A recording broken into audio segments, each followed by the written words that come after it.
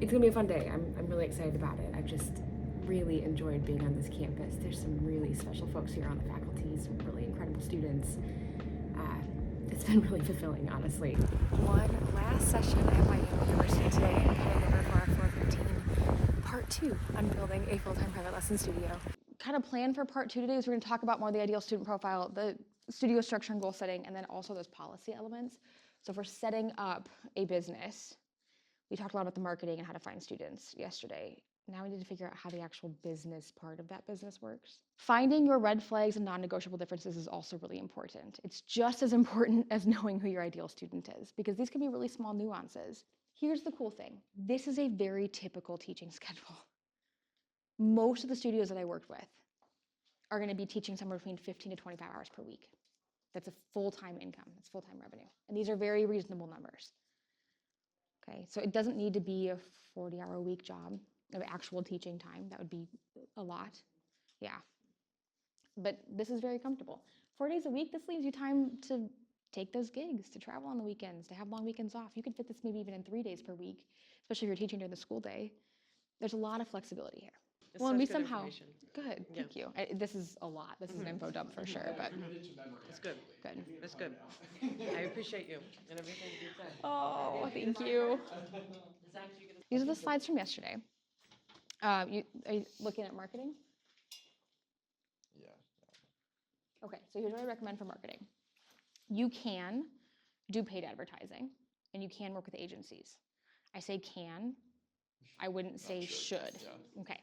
What I would do, like glass of water, like these are the things that you do all the time on repeat. Social media is the only thing I'd keep here. We were talking about this a lot last night in the graduate session. I'm a huge fan of using social media to promote your business and your work because it shows so much proof that you're confident in what you're talking about, you know what you're talking about, you're excited about what you're talking about, your passion. People find you on social media, they like the way you say things, and they choose to work with you specifically. And candidly, from a business perspective, they'll pay more for it. All the other things here, like the word of mouth referrals, these are the places that we want to build those referrals. So I'd build relationships with the school music programs. I'd build relationships with community organizations, think like youth orchestras, Girl Scout and Boy Scout troops are a great one too. Other student organizations, and then networking with other private music instructors of all instruments in the area, and homeschool co-ops if you want the daytime teaching too. When I say like word of mouth and building relationships here, don't just cold email them your flyer. Like I said, like that's It's weird, right? And school music teachers get like 45 of those emails in a week. So we want to stand out a little bit more. Yeah. Email them and ask, how can I help? Like, here's a couple ideas. I can do sectionals, I can do side by side, I can do a master class. Also, what else can I do for you? What else would be cool? Like, what else would be helpful? Yeah. So, fun fact, in high school, I actually did that because I was one of those over-programmed high school kids that like we all are, honestly. But I had youth orchestra like 3 days a week. And then I worked in the other days. So like, I really didn't want to take my lessons after school because where am I going to fit it in? Right. So I went to admin my sophomore year and said, can I just have my teacher come here during the day? And they were like, oh, I mean, I guess, like as long as she's cool to do a background check and everything, that's fine. So she came during my study hall, and then she ended up with like 5 of us. Like there was a whole like slew of students that she was working with back to back. So if you have a bunch of students in a district, it starts to make a lot of sense to do that during the school day. Yeah, especially if they go to the same school. Yeah, and also like the band directors like it because then their students are actually taking lessons. So just take data. Like you do 10 consultations and 8 of them say yes. Try the next 10 at like $5 higher and just see what happens. That's fine too. Okay. Right. And even if say like half, you still get like this half. I don't know. That Yeah. gives you something to work off. We're aiming for 50 to 80% conversion rate, especially when your studio is your full-time gig.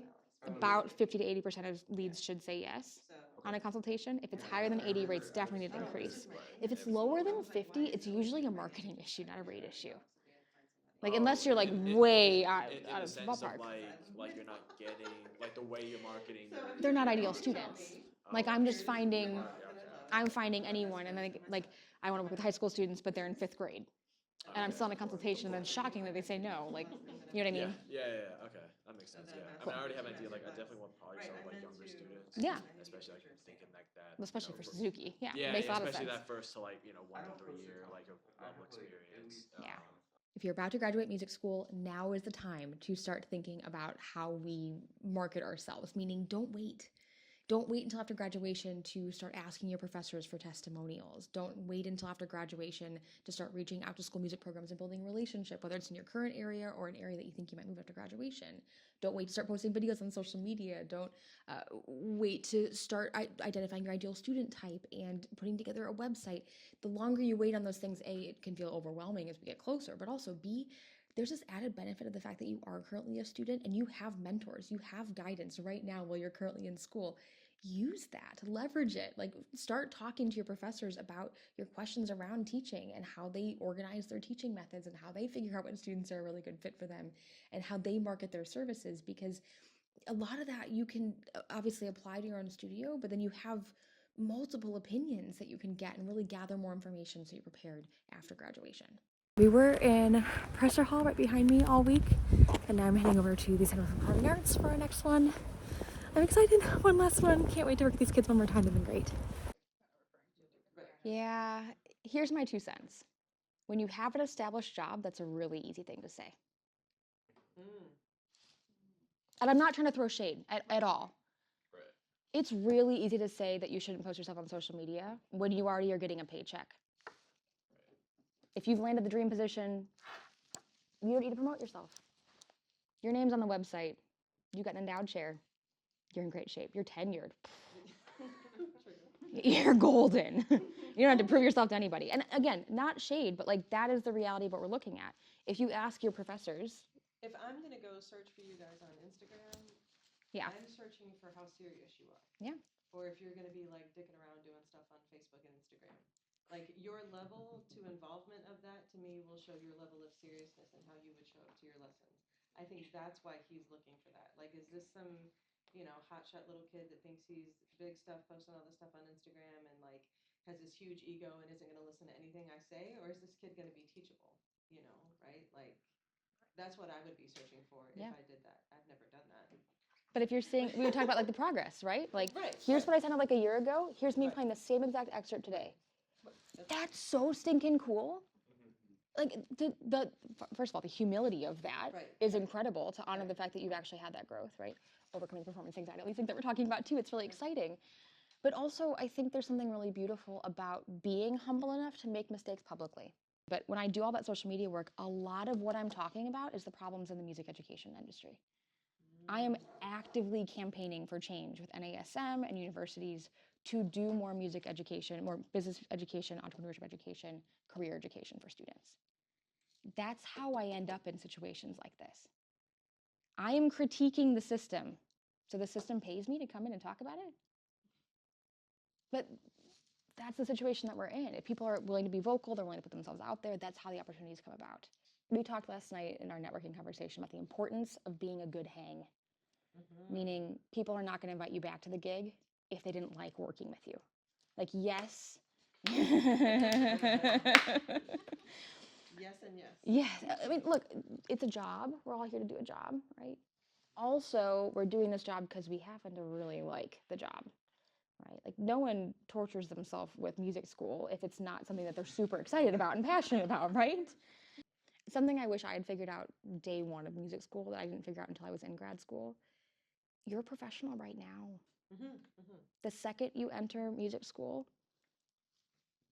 you're in a professional training program. Think of it more like an internship or an apprenticeship than school. Like, yes, we're studying, but you're playing professional gigs every time you get on the stage with your ensembles. You've got an audience. People are paying to attend a lot of the time. Like, take that seriously. And also know that if you treat it with that level of intensity and seriousness right now, that translates to the rest of your career going forward.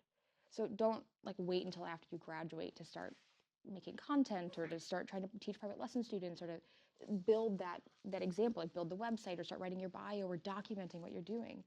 You're doing it every day right now, so document it thoroughly. Even if you're not posting about it in this exact moment, like save videos and photos and like write everything down that you're doing.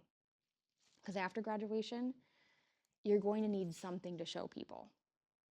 So if you treat your Instagram like a resume or a CV, then it comes with that level of seriousness.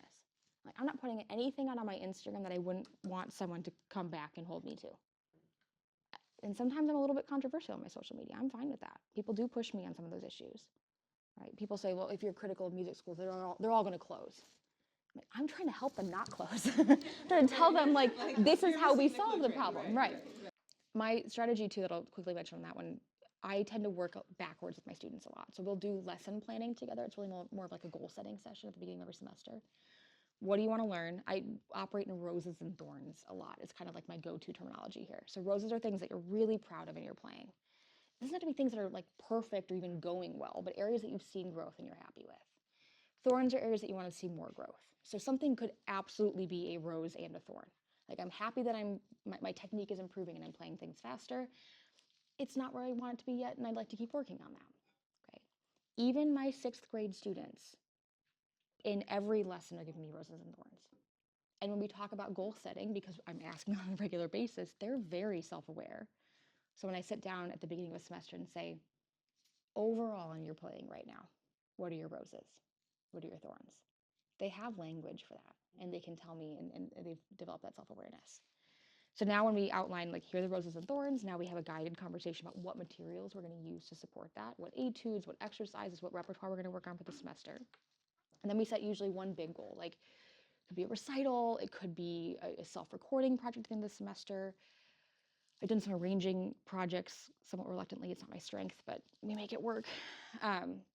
When we're looking at that conversation, though, now it's a reverse engineering process. So if we want to get to X point, what has to happen right before that? The recital is in a week. How do we feel? Prepared? Scared? What's the ideal situation? Oh, we're prepared. We're excited. Awesome. What did we do the 2 weeks before that to get there? How about the month before that? And we're literally writing down month by month what they did proactively. So now when we check in a month, I'm like, remember when you said you were going to practice 4 days a week for at least a half an hour? Okay, maintaining those connections. The goals that you have for your career will change over time. If you had told 18, even 22-year-old me that I was doing what I'm doing today, I would have thought you were absolutely bonkers, because what I'm doing today didn't exist at that point. We made the whole thing up, which is super cool, but like, we're winging it every single day, it feels like. So with that in mind, you don't know who's gonna be able to help you with that. Like, there are connections that you know right now who have zero bearing on anything that you want to do in the next 10 years. And also 10 years from now, they could be the most helpful connection that you make. So all that to say, like, don't discount that. We were talking about my theory professor earlier, who, like, I really wish I'd spent more time developing that relationship. At the time, I just didn't see the value in it, right? It's so... Value it, that's the takeaway. The entire presentation, if you get nothing else out of it, value your theory professors.